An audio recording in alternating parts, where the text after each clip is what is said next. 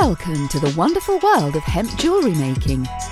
If you are a crafter, you will absolutely love making hemp jewellery.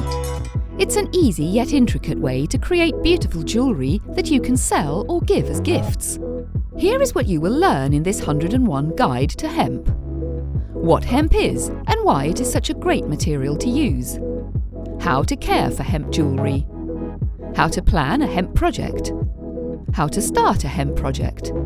Square knots, spiral knots, alternating square knots, fishbone knots, half hitch knots, Josephine knots, vertical lark's head knots, alternating lark's head knots, how to close your project off, how to add beads, how to add buttons.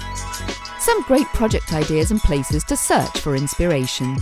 So, if you want to get into this great craft, you should pick up this book and start practicing now.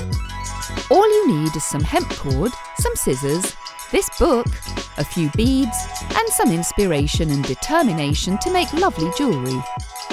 You will find it easy to make hemp as long as you have fun with it. There's no need to stress or be perfect. Instead, just enjoy it and make a hobby out of it. Maybe you'll even be able to make some extra cash through this hobby if you so desire.